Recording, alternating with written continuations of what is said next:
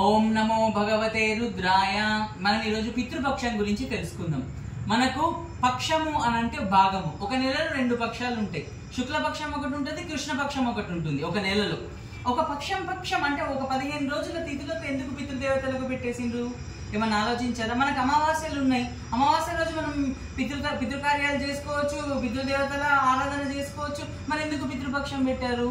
పితృపక్షం ఎందుకు పెట్టారు అని అంటే, మనకి ఏంటంటే గరుడ పురాణంలో మనకు ఒక దగ్గర ఏం చెప్తారనంటే, ఒకవేళ దురదృష్టవశాత్తు మనకు కుదరకపోయినా, మనం మర్చిపోయినా, మనకు తెలియకపోయినా కానీ మనం ఒకవేళ పితృపక్షం 3 సంవత్సరాలు పెట్టినట్టయితే, అంటే పితృపక్షం కాదు, శ్రాద్ధము 3 సంవత్సరాలు పెట్టినట్టయితే ఏమవుతుంది? మనకు అది ఎంతో పెద్ద అపచారం కింద కన్సిడర్ చేస్తారు.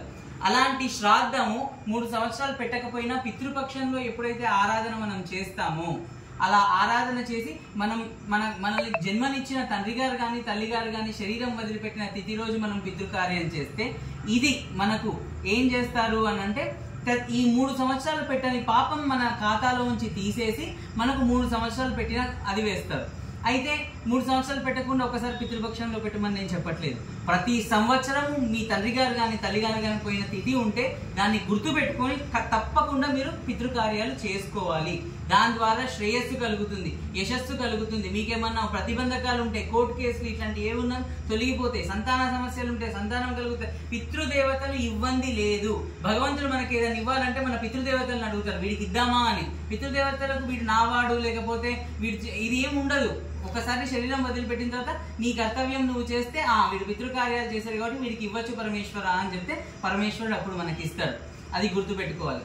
అయితే ఈ పితృ కార్యక్రమాలు చేసుకోవడానికి వీల్లేదు, మాకు బ్రాహ్మణులు లేరు అవైలబుల్ గా, మేము చేసుకోలేము, లేకపోతే మాకు స్తోమత లేదన్న వాళ్ళు ఏం చేయాలి?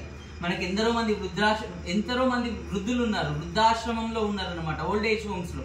మనం అక్కడికి వెళ్ళి మన తరపు సహాయం చేసుకోవచ్చు. అక్కడ ఉన్న ముసలి వాళ్ళలో మన తల్లిదండ్రులను చూసుకొని ఎవరినైనా మనం అడాప్ట్ చేసుకోవచ్చు. లేకపోతే వాళ్ళకి మనం భోజనాది కార్యక్రమాలు, వాళ్ళకి కావాల్సిన బేసిక్ నీడ్స్ ఉంటాయి కదా, బట్ట, తిండి, ఇలాంటివి మనం వాళ్ళకి ఇవ్వడం ద్వారా మనకు పితృ కార్యక్రమాలు చేసిన ఫలితాలు దొరుకుతాయి. ఇది కూడా లేదు అంటే గోసేవ చేసుకున్నా మనకు పితృ కార్యక్రమాలు చేసిన ఫలితాన్ని మన ఖాతాలో వేస్తారు. శ్రీమాత్రే నమః.